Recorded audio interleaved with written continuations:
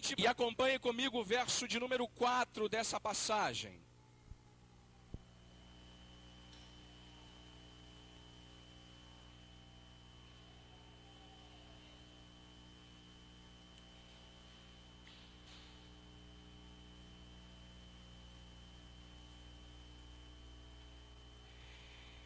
Efésios capítulo 6, verso de número 4. É o texto que você lerá comigo. E eu espero fazer a aplicação dele para a nossa vida essa manhã.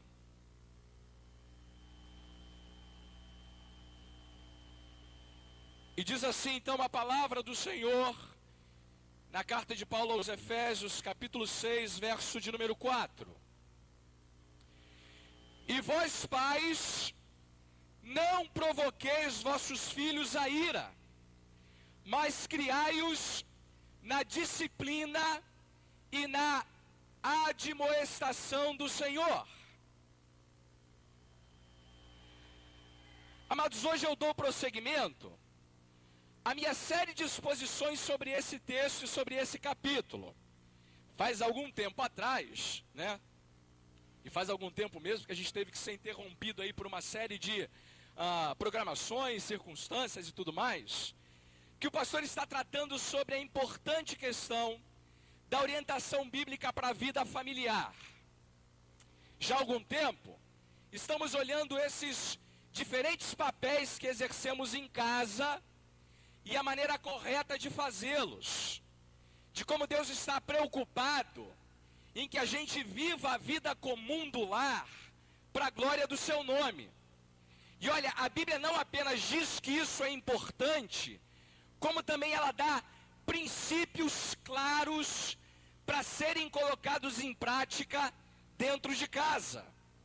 Já falamos um pouco sobre o papel da esposa, falamos um pouco sobre o papel do marido, falamos também sobre o papel dos filhos, e aprove Deus que no domingo do Dia dos Pais ficasse reservado para nós falar para os pais. Olha, eu confesso que eu não tinha programado isso. Eu às vezes programo sim, mas nessa ocasião foi uma dessas Jesuscidências da vida, né? Não é coincidência não, é Jesuscidência mesmo. E portanto hoje pela manhã nós vamos falar sobre esse verso que é dirigido especialmente aos pais. E lembre-se, amado, lembre-se, papai, lembre-se, irmão e irmã em Cristo, que o apóstolo está usando aqui uma lógica. A lógica de estabelecer o ensino que ele tem para nós de maneira equilibrada. Lembre-se que ele está estabelecendo um princípio, o princípio da sujeição. A esposa deve ser submissa ao marido, e ele começa pela esposa, porque a ela cabe o papel de sujeição. Mas para que o ensino fique completo e equilibrado, ele não deixa de falar também aos maridos. O mesmo acontece com relação aos pais e aos filhos.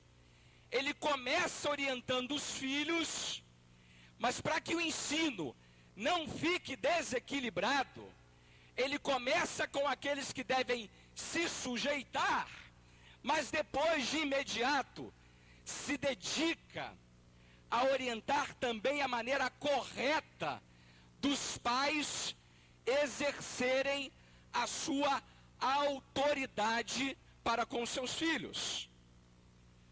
E ele então diz para nós no verso 4, que isso deve ser feito de duas maneiras específicas.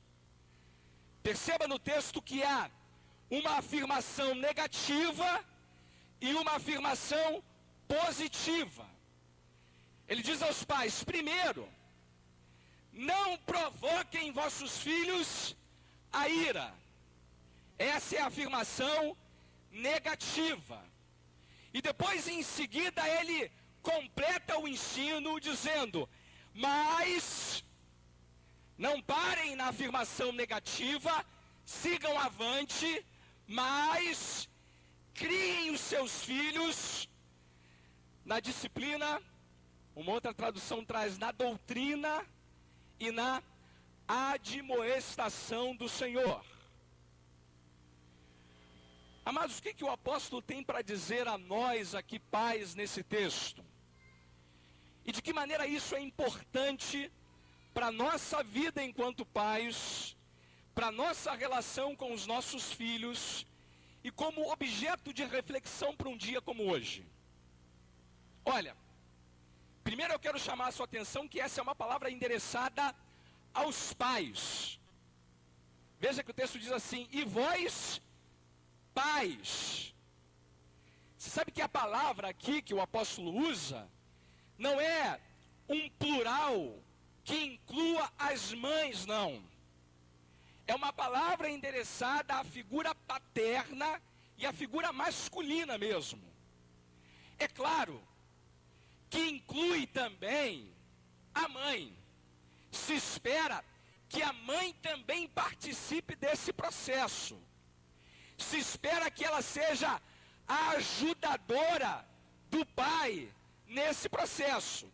Mas a palavra do apóstolo endereça-se especialmente ao pai. Parece que o apóstolo já sabe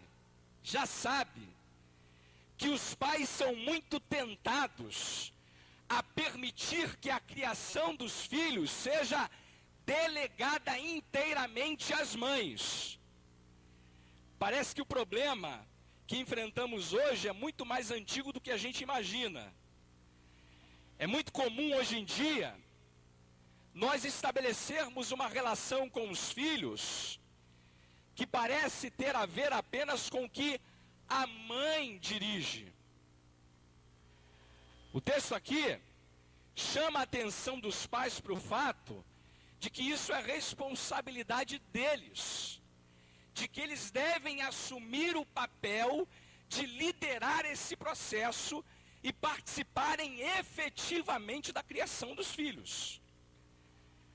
Olha, eu sei que é muito comum os pais dizerem assim: vai lá e vê com a sua mãe, resolve isso com ela, vai lá e fala com ela e o que ela decidir está feito. Não me incomode aqui no meu momento de ver TV, de assistir o futebol, né? Os pais são muito voltados a tomar essa atitude. E eu sei muito bem como nós somos às vezes omissos nesse processo. O texto está dizendo que não. Nós não deveríamos jamais permitir cometer tal erro. As mulheres devem sim também criar os filhos na doutrina, na admoestação do Senhor. Elas também devem evitar provocar os filhos à ira também. Mas essa primeira palavrinha do apóstolo é para que os pais não se esqueçam de que eles também estão incluídos nisso. De que é responsabilidade nossa, sim, liderar esse processo, participar dele efetivamente em casa. E olha, essa é uma palavra que não diz respeito apenas àqueles que são pais hoje em dia, mas àqueles que planejam ser pais um dia, né, Jefferson? Que planejam ter a sua família um dia, né, Tiago? Que planejam um dia ter seus filhos também, né, Tiago? Para todos aqueles que estão planejando um dia assumirem a responsabilidade de liderar uma família, essa é uma palavra muito adequada. E o que o apóstolo tem para nos dizer então? Aos pais, aqueles que serão, aqueles que pretendem ser, aqueles que já são, o que ele tem para nos dizer? O que a gente deve levar a sério nessa nossa responsabilidade enquanto pais? Primeiro, evite a todo custo tomar qualquer atitude, usar qualquer palavra que provoque a ira do seu filho. Evite toda e qualquer atitude que provoque a ira do seu filho. Olha, o que quer dizer isso? O que essa expressão não provoqueis vossos filhos a ira, tem para nos ensinar? Eu penso que há uma outra passagem que nos ajuda muito nisso. Olha como é que o apóstolo coloca isso lá em Colossenses, capítulo 3, verso de número 21.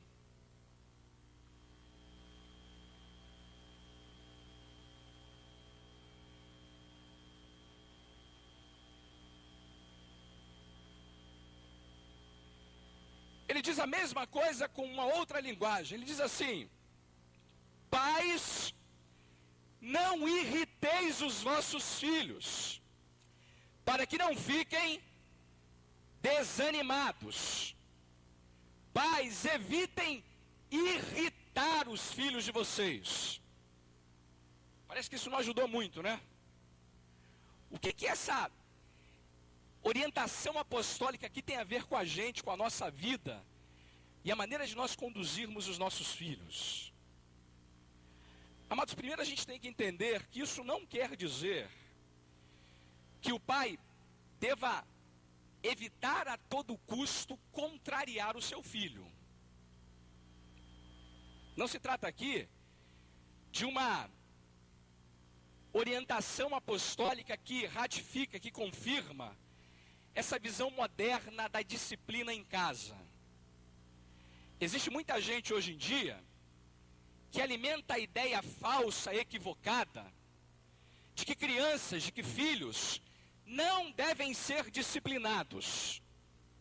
Que você agora deve trabalhar a sua relação como pai, como mãe, como quem tem autoridade, sempre dialogando, sempre procurando acordo, de que você não deve, sob hipótese alguma, reprimir, limitar, impedir que a criança coloque para fora os seus instintos, seus desejos, e que ela não deve ser jamais limitada nos seus impulsos e naquilo que ela quer colocar em prática em sua vida.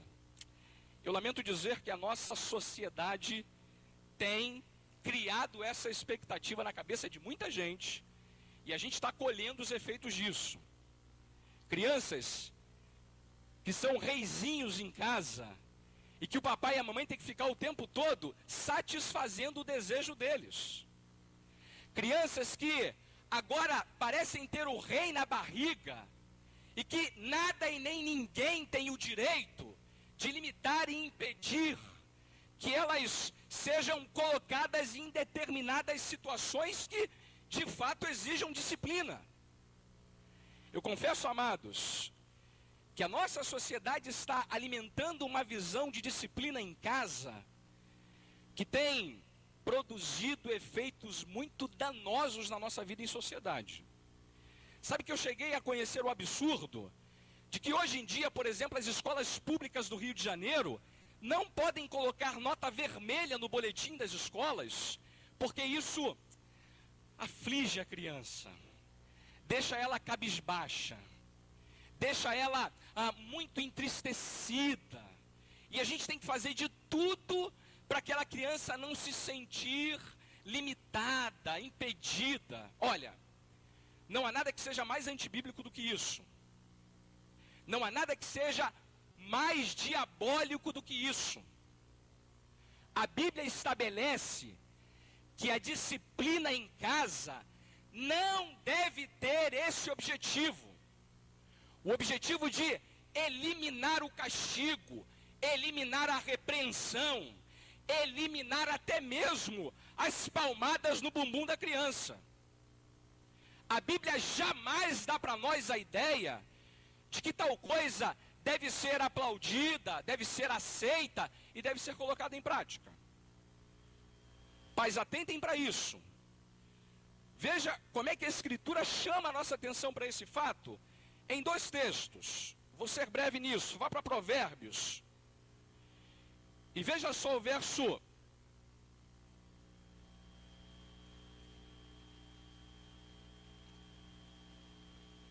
13 do capítulo 23.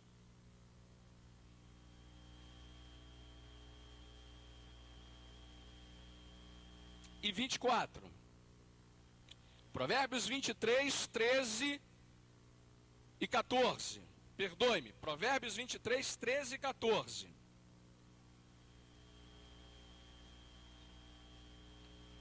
Olha o que é dito nesse texto para nós sobre essa questão da disciplina.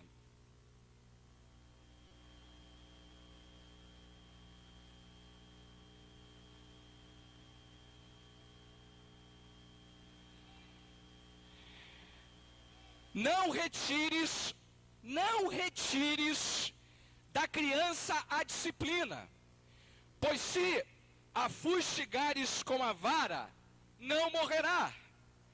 Tu a fustigarás com a vara e livrarás a sua alma do inferno. Você acha que a Bíblia não leva a sério essa coisa da disciplina em casa? Leva muito a sério. E ela diz mais, que se a gente não começar isso cedo, vamos lamentar para sempre, a situação eterna dos nossos filhos. Então não entenda aquela orientação do apóstolo como um impedimento para a disciplina. Não há na Bíblia a ideia de que a disciplina não deva ser exercida em casa, de que fustigar com a vara, e essa expressão aqui significa literalmente pegar uma vara e de vez em quando ter que dar umas varadas na criança. De vez em quando ter que estabelecer limites dentro de casa. De vez em quando ter que dizer para ele quem é a autoridade e a quem ele deve obedecer. O que então o apóstolo está chamando a nossa atenção com essa expressão? Pais, não provoqueis vossos filhos a ira. É que ele está preocupado com um outro extremo. Ao mesmo tempo que não há espaço na Bíblia para a ideia de que disciplina deva evitar a vara, o castigo, a Bíblia também não aprova a disciplina que espanca, que exagera na dose, que faz a gente perder o controle da situação. Deixa eu explicar uma coisa. O meu filho está de olho roxo, não é porque ele apanhou essa noite não, hein? Ele está de olho roxo porque ele se machucou lá em casa. O que eu estou dizendo é, não deve se evitar a vara, mas também não deve se ficar com o olho roxo. Esse outro extremo é tão perigoso quanto o primeiro. O difícil é estabelecer esse equilíbrio. O equilíbrio que não deixa de usar a vara, que não deixa de corrigir, que não deixa de disciplinar, mas que também não exagera na dose. Amado, você sabe que uma pesquisa provou que uma das mais importantes manifestações de amor, presta atenção nisso, uma das mais importantes manifestações de amor para os nossos filhos, são quando a gente disciplina eles. Sabe quando o seu filho entende melhor do que em qualquer outro momento o quanto você o ama? Quando você disciplina ele. Agora não me entenda mal. Isso não quer dizer que você possa chegar em casa e espancar ele. Agora você sabe o quanto eu te amo, tá vendo? Pá, pá, pá, pá, pá. Não é isso não. Não há aqui a liberdade para isso. A preocupação do apóstolo então é que deve haver um limite nessas coisas. E ele diz, pais, primeiro, trabalhem a disciplina em casa, evitando que ela provoque a ira do seu filho. Que ela seja um instrumento útil para ele entender o quanto você o ama, o quanto você quer ele bem, o quanto você está preocupado com o bem-estar dele, o quanto ele precisa te respeitar, o quanto ele precisa entender que você está trabalhando todo o tempo para que ele seja bem direcionado em sua vida. Olha, amados, eu quero dar até algumas coisas bem práticas nesse ponto, porque eu penso que nós temos muito que aprender nessa área, porque é difícil obter esse equilíbrio, é muito difícil, ele não é fácil não. Não é fácil usar a vara sem que a mão pese demais. Usar a vara e estabelecer o equilíbrio bíblico da disciplina dentro de casa. E deixa eu dar aqui algumas orientações bem práticas que podem te ajudar nisso. que podem te ajudar nessa responsabilidade que você tem, de primeiro, não provocar a ira do teu filho. Vamos a elas. Primeiro, eu penso que é muito bom que a gente saiba que isso significa dizer que o pai, a mãe, devem ter domínio próprio quando vão disciplinar os seus filhos. Pais que não conseguem se controlar quando estão disciplinando as crianças, vão cometer o erro de provocá-los à ira. Pais que não conseguem ser disciplinados, que estão mal-humorados, que estão chateados com outros problemas, acabam descarregando na criança uma disciplina muito além da dose. Em tempos assim, evite fazer isso. Você vai errar. Vai provocar a ira do seu filho. Vai cometer um erro. Uma vez eu estava no trabalho e saí do prédio onde eu trabalho, e havia uma mulher, uma mãe, escandalosamente gritando com uma criança de 3, 4 anos. Mas ela berrava tanto, gritava tanto, que todo mundo que estava à volta percebeu uma coisa: que quem precisava de disciplina não era a criança, era ela.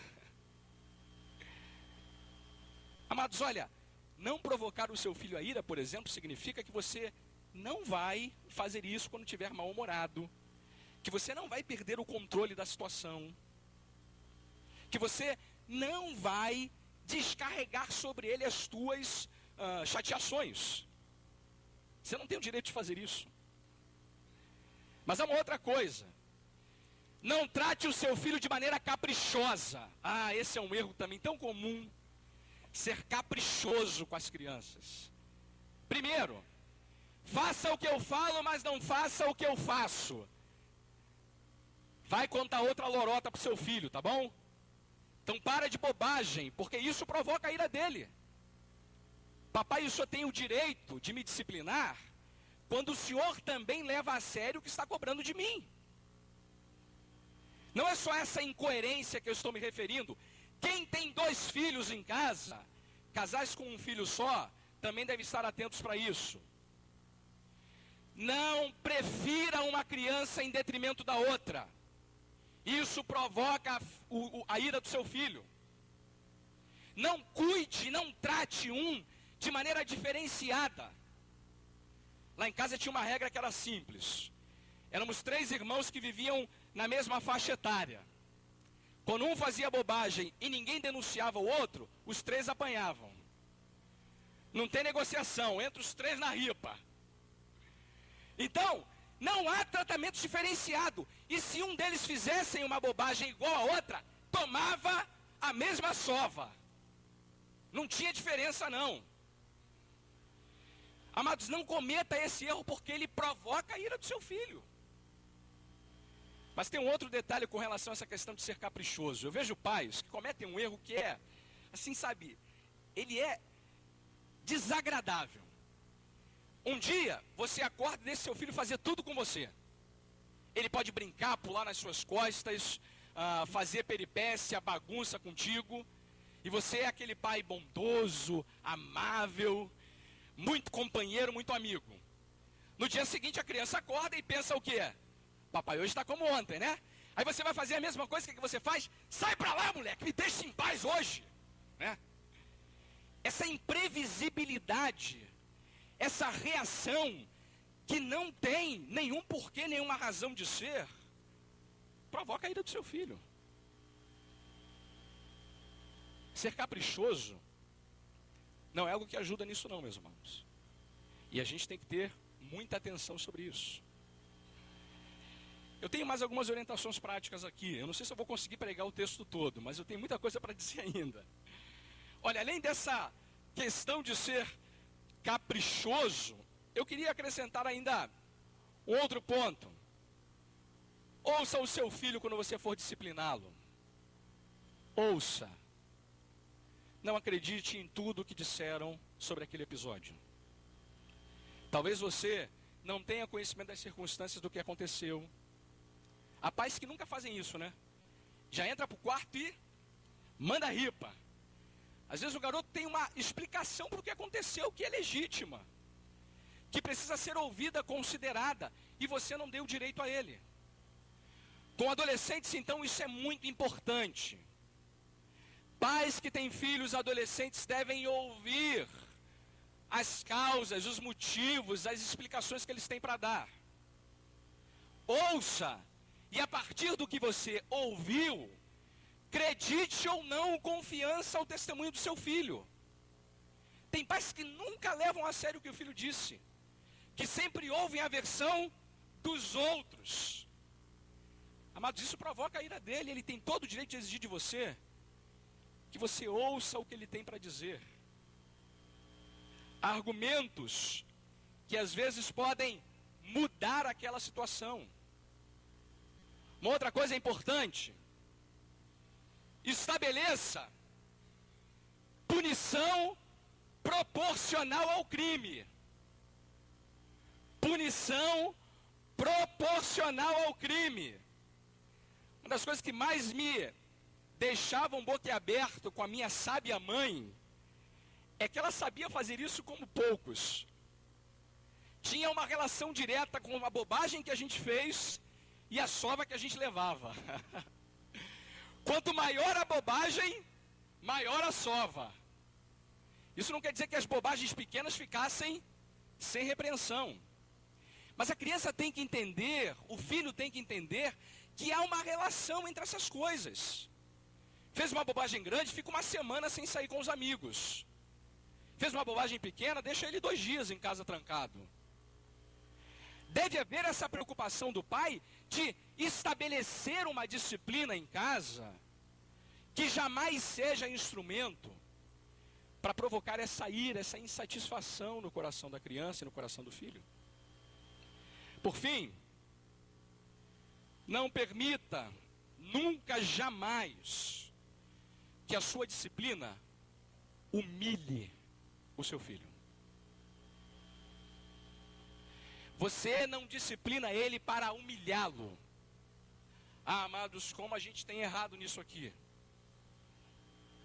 Gente que não sabe, pai e mãe que às vezes cometem um erro, de não permitirem que a disciplina alcance o objetivo desejado apenas. Eles não se satisfazem enquanto não forem capazes de fazer o filho ficar desanimado, prostrado, quebrado, caído. Com o adolescente, então, esse é um erro tão fácil de ser cometido.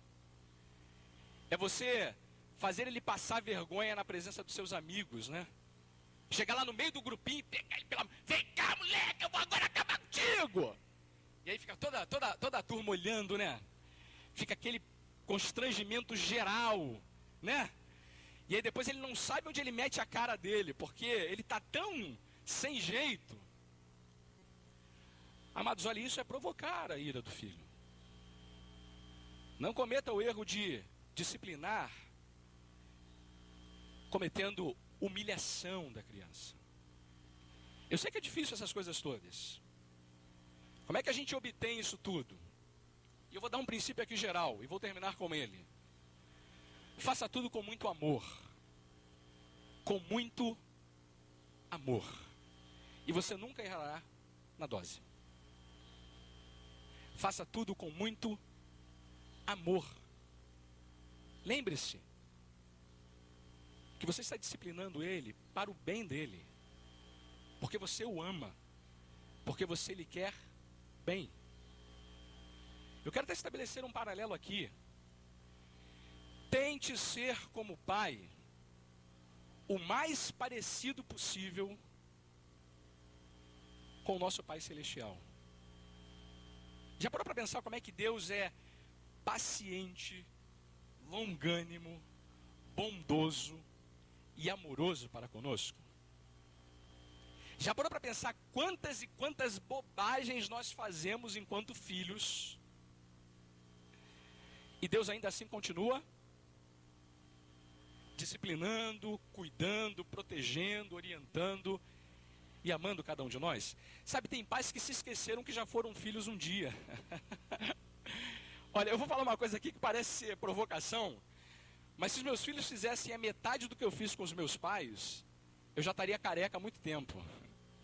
Já estaria com todos os meus cabelos brancos.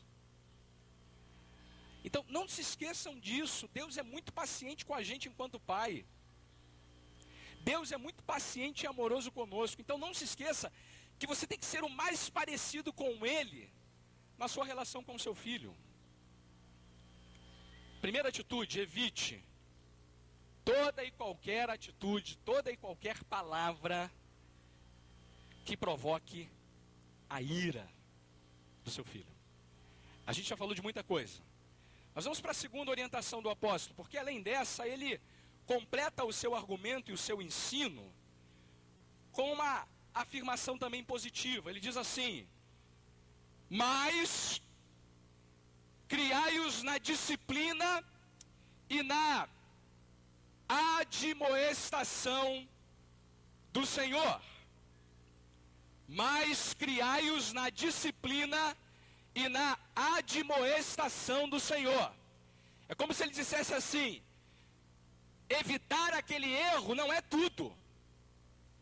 Como se não bastasse, o trabalho de vocês enquanto pais deve primeiro evitar provocar a ira dos filhos, mas deve ir além disso. Não deve parar na sentença negativa. Deve também contemplar esse outro lado da moeda. E ele começa chamando a atenção para o significado da paternidade, da maternidade, dessa posição que ocupamos com relação aos nossos filhos. Isso aparece nesse verbo aí, ó. Criai-os. Criai-os. É um verbo muito importante aqui. Trata de explicar para nós qual é o papel que nós temos para exercer diante dos nossos filhos. E olha, eu penso que a grande confusão da nossa geração é que esses papéis estão todos muito mal definidos na cabeça de muita gente. Nós somos uma geração que se especializou em criar animais, por exemplo. Eu estava esses dias vendo TV, e ia acontecer aí um evento hípico em São Paulo, e eu estava ali vendo qual era o evento, o que aconteceria, e entre as muitas informações que foram dadas ali, eles estavam falando sobre o cuidado, o tratamento, a educação, o adestramento dos animais, dos cavalos, que são usados nesses eventos.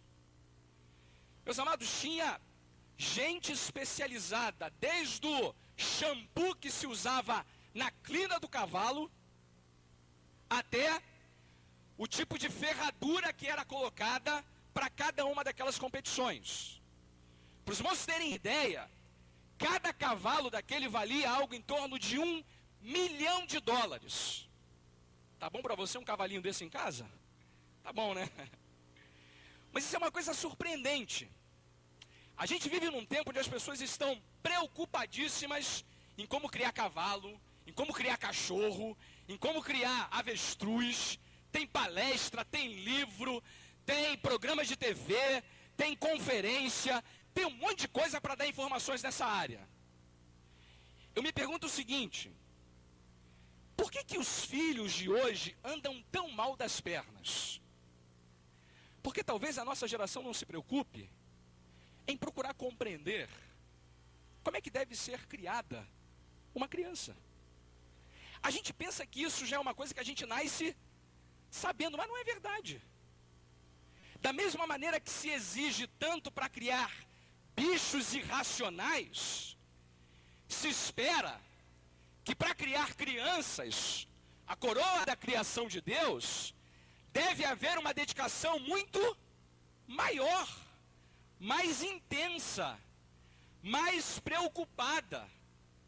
O apóstolo está dizendo exatamente isso com esse verbo, que os pais existem para criarem, educarem, edificarem, conduzirem a vida dos seus filhos como aqueles que têm uma atenção, uma preocupação pelo bem-estar deles, que fazem de tudo que está ao alcance deles para promover o bem daquela criança. Eu e você, enquanto pais, existimos para os nossos filhos. Os nossos filhos não são propriedade nossa. Eles não nos pertencem. Eles não são uma espécie de bibelozinho que a gente pode fazer deles o que bem entender e o que bem passar pela nossa ideia.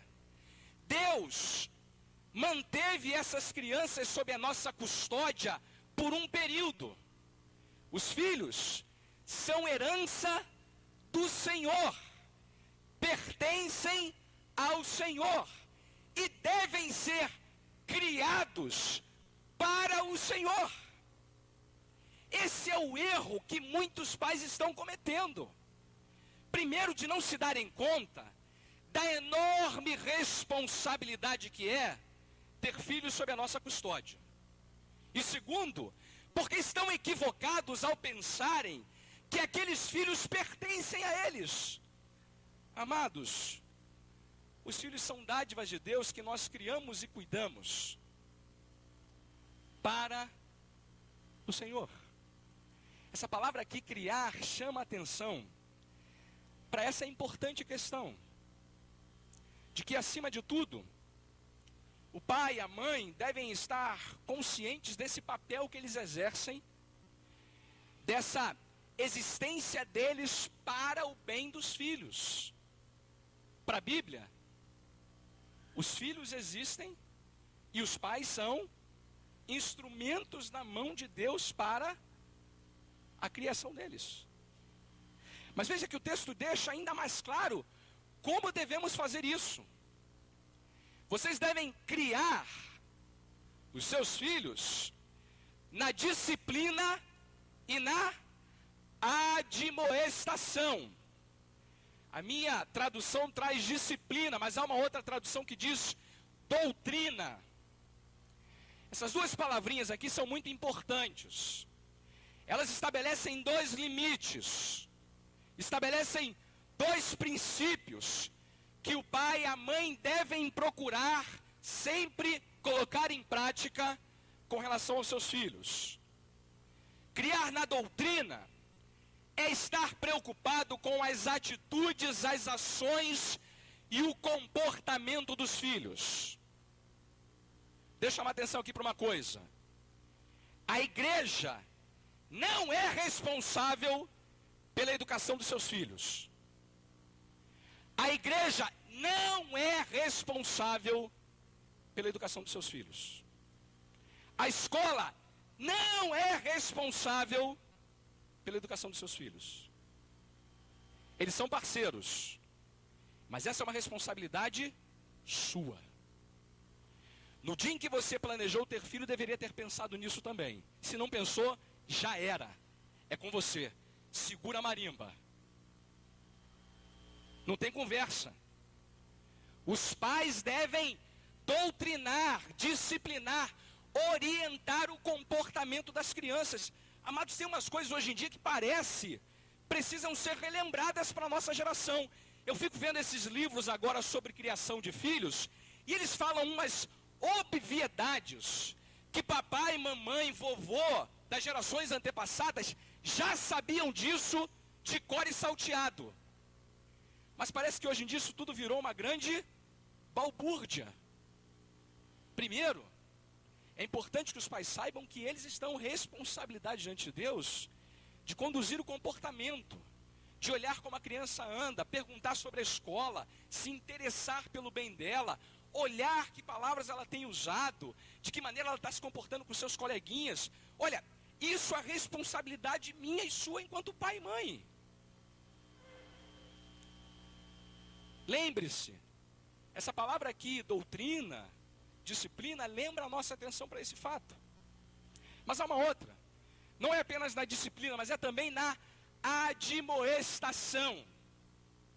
Pai tem que estar atento também para a necessidade de chamar a atenção do filho, adverti-lo, falar dos perigos que ele corre, chamar a sua atenção para algumas coisas importantes no dia a dia, a sexualidade, o sexo antes do casamento, as drogas que rondam aí as escolas hoje em dia, preocupação com as companhias que ele anda, olhar com carinho que tipo de escolhas ele está fazendo quando vai lá no jornal e na banca de jornal, se ele está tendo acesso à literatura pornográfica, se ele tem andado com gente libertina, desinteressada por Deus. Olha, o pai tem que estar atento a essas coisas, meus irmãos. Não sou eu, como pastor, que vou ficar olhando isso por você, não. São pais que deveriam estar sempre com olhos postos nos filhos, olhando que tipo de programação eles estão vendo na TV, desligando aquele canal que você sabe não tem nada para oferecer, pegando no pé quando ele não está indo bem na escola, perguntando as coisas dentro de casa para o seu bem-estar. Sabe que lá em casa a gente tem uma regrinha, e eu estou só dando esse exemplo. Toda vez que o Daniel chega da escola, a gente pergunta para ele, como é que foi na escola? E ele já sabe isso, ele fala assim, pai, já fui bem na escola, aconteceu isso. Antes de eu perguntar, né? Já fui bem, já fiz isso. E uma vez eu conversando com um amigo meu, ele falou assim, rapaz, você sabe que eu nunca tive essa preocupação do meu pai e da minha mãe? Meu pai nunca me perguntou como eu estava na escola. Meu pai nunca me perguntou quem são os meus coleguinhas de classe. Isso não quer dizer, amados, que a gente tem que só repreender, não, tá? A admoestação aqui também tem o seu lado positivo. Às vezes dá uma palavra de incentivo, de encorajamento para o filho. Dar um parabéns para ele de vez em quando é bom também, né? De vez em quando congratulá-lo por alguma realização dele, por algum objetivo alcançado, né? Tem pai que é aquele sisudão, né? Negócio de parabéns, não tem que nada, né? O sujeito nunca está alegre, nunca está deixando transparecer a sua alegria com o seu filho. Ele só tem coisa chata para ser dita, né? Eu não vou nem conversar com meu pai, porque tudo que eu digo para ele, ele vem com 2, 3 pedras na mão, né? Por favor, não dê essa impressão para o seu filho. Estabeleça com ele uma relação de admoestação que se preocupa em repreender, mas também se preocupa em estimulá-lo, encorajá-lo. Dizer coisas que são agradáveis para o filho de vez em quando é bom. Dizer para ele o quanto você o ama, o quanto você lhe quer bem. Você lembra da última vez que você deu um abraço desse gostoso no filho e sorriu com ele? Hoje de manhã foi uma boa ocasião para fazer isso. O fato é que essa admoestação são essas palavras que no dia a dia devem ser usadas na nossa relação com os filhos. Elas devem fazer parte dessa nossa responsabilidade enquanto pais. Mas olha, ele termina a orientação dizendo que isso tudo deve ser feito tendo uma última preocupação.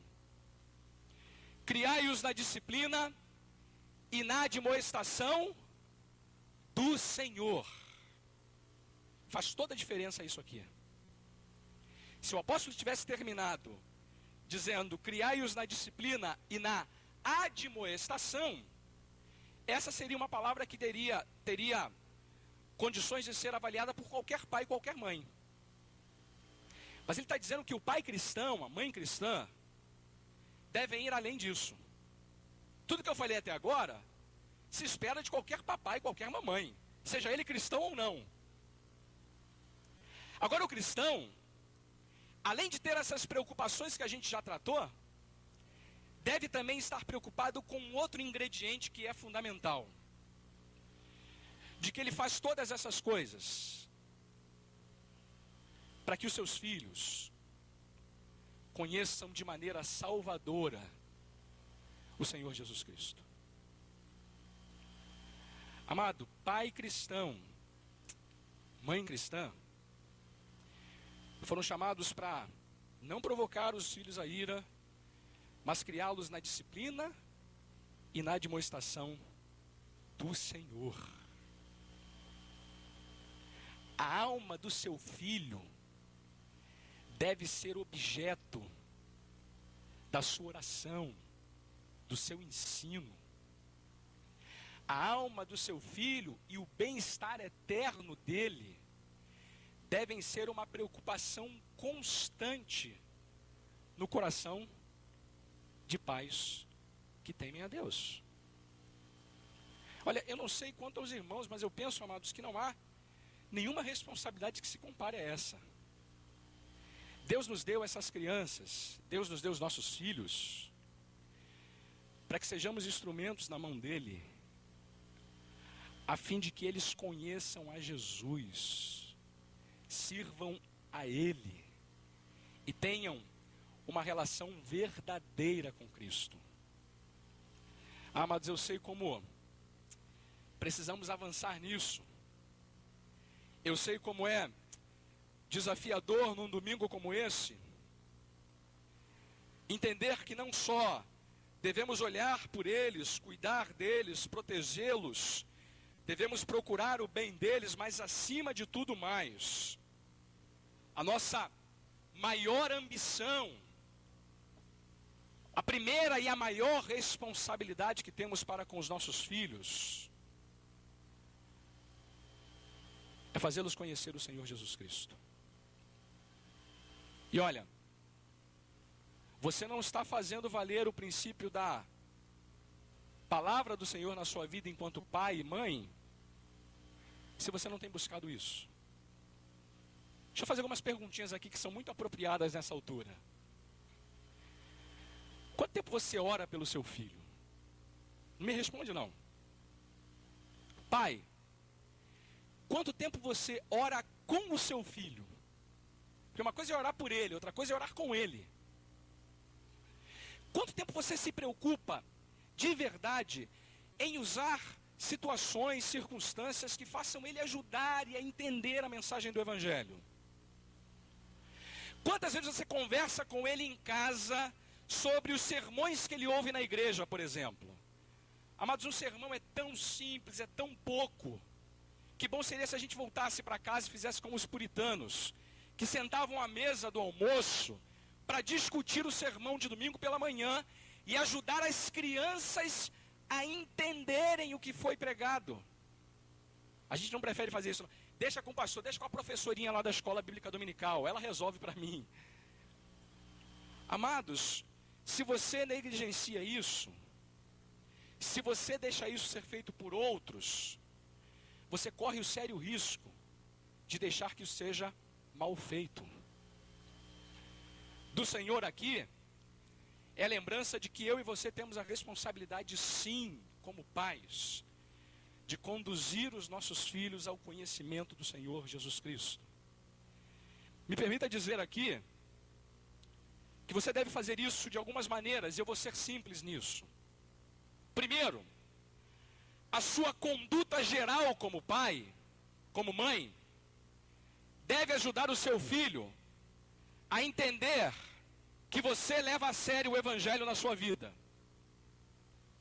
Não se engane, os nossos filhos aprendem muito mais com aquilo que fazemos do que com aquilo que falamos. A sua conduta geral como pai deve mostrar sempre para o seu filho que você leva a sério as coisas que você quer que ele leve a sério também. Não faça isso de maneira mecânica, amassante, chata. Tem pai crente que é chato, chato de galocha, que segura o moleque pela criança e traz ele para a igreja arrastado. Ele vem assim, ó, não quero. Não é isso que eu estou dizendo, não. Você deve provocar no seu filho um interesse e um desejo por aquilo que você leva a sério.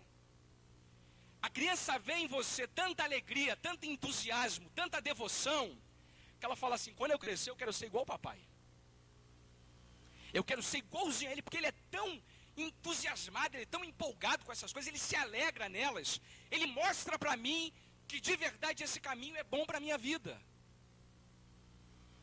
Pai, você está falhando se você não está dando essa impressão para o seu filho. Você está falhando se você deixa ele achar que ser cristão é a coisa mais chata do mundo. Lamento, você está enganado e ele também, por sua causa. Essa conduta geral começa no domingo de manhã, quando a gente acorda, né? Já acorda falando assim: eu tenho que ir para a igreja hoje, né? Fazer o quê? Tem que ir, vou ter que descer a cama, tal. O moleque está lá ouvindo, tu acha que ele é bobo? Papai não gosta da igreja, eu também não gosto não. Deve ser chato mesmo. Se ele não gosta é porque não é bom, né? Você percebe como a gente influencia? Ele nunca vê você lendo a Bíblia. E você diz para ele que é importante ler a Bíblia. Oh, que ótimo, né? Ele nunca vê você orando. Mas você diz para ele que é importante orar. Deixa de ser hipócrita. Deixa de ser brincalhão. Aprenda que a sua conduta geral tem que apontar na direção que você quer que ele caminhe. Não há, amados, não há a menor possibilidade de conduzirmos nossos filhos no Senhor se nós mesmos não fazemos isso com relação a nós. Primeiro, a sua conduta geral tem que ajudar nisso. Segundo, aproveite as oportunidades. Aproveite oportunidades. Olha, crianças chegam para a gente com perguntas que são às vezes de deixar a gente vermelho, corado, né? Não é verdade? Eles estão lá questionando, querendo saber. Aí você chega para ele e fala assim: cala a boca, moleque, não me pergunta essas coisas agora não, que eu não sei responder. Papai, por que a gente não vai na festa lá da escola, a festa julina, a festa junina, e todos os meus coleguinhas vão? Por que aquele casal lá vai para a balada, né? Eles já sabem isso agora, vão para a balada, e o papai e a mamãe não vão para a balada? Por que a gente vai para a igreja todo domingo de manhã e à noite? Por que o senhor senta lá para ficar ouvindo o pastor pregar? Por que o senhor dá o seu dinheiro para o dízimo? O coleguinha da escola falou para mim que o senhor está enchendo as burras do pastor de dinheiro. É verdade, papai? Então você tem que fazer desses momentos bons momentos para ensinar. E aí, amado, vale uma coisa: o papai e a mamãe tem que ter conhecimento da verdade, né? Porque do contrário vai acabar confundindo mais o filho do que ajudando. Mas é sua responsabilidade. Não liga para o pastor essa hora não, que ele vai estar dormindo. Ele vai estar passeando com a família. E eu não vou estar dando resposta para você. É sua responsabilidade, amado. É hora de você aproveitar esse momento para ensinar, para chamar a atenção, para falar sobre a visão cristã das coisas. Está vendo TV com a criança e aconteceu lá um episódio no desenho animado que é uma mentira, um pecado. Fale para ele que é pecado. Explique para ele o que é pecado. Sabe que meu filho fica me perguntando um monte de coisa que eu falo aqui na igreja. Uma vez ele perguntou assim: papai, o que é bendito? O senhor fica falando toda hora bendito, bendito. O que é esse negócio de bendito? Outra vez ele perguntou: o que é misericórdia? Está aí uma boa maneira de você pregar o evangelho, falar de Jesus, apresentar a mensagem de salvação. Amados, essas oportunidades acontecem toda hora. E eu e você temos que estar atentos para admoestá-lo, para dirigi-lo no caminho do Senhor. E a minha última coisa, é a última mesmo, eu termino com essa palavra. Falei pouco hoje, né? É que você deve também, amado, criar oportunidades para isso. Crie oportunidades. Mesmo que o celular toque, incomodando você, crie oportunidades. Tá vendo? Criei uma oportunidade de chamar a sua atenção para mim. Crie. Tem pais que reclamam, mas nunca fazem nada para chamar a atenção do filho para aquilo que é importante. Crie oportunidades. Por exemplo, eu estou vendo que é cada vez mais raro pais orarem com seus filhos na mesa antes de comer. Parece que isso virou uma coisa do outro mundo, né? Parece que virou uma coisa muito pouco comum. Mas pastor, eu não estou a semana toda em casa. Mas quando você está, você ora com ele? Sentou para comer? É um bom momento para o seu filho perceber que a oração antes da refeição é algo importante. A simples atitude de você parar um pouquinho para orar com ele, com a família e agradecer a Deus pelo alimento, já tem um efeito enorme sobre ele. Você sabe que ontem eu tive uma experiência agradabilíssima nessa área. A gente saiu para almoçar fora ontem, e nós sentamos num restaurante numa mesa, e eu fiquei esperando para ver qual era a reação do meu filho mais velho. Ele pegou o prato comigo, sentou, e sem que eu dissesse nada para ele, ele fechou os olhos no meio do restaurante, agradeceu pelo alimento e comeu. E eu percebi, realmente faz efeito, né?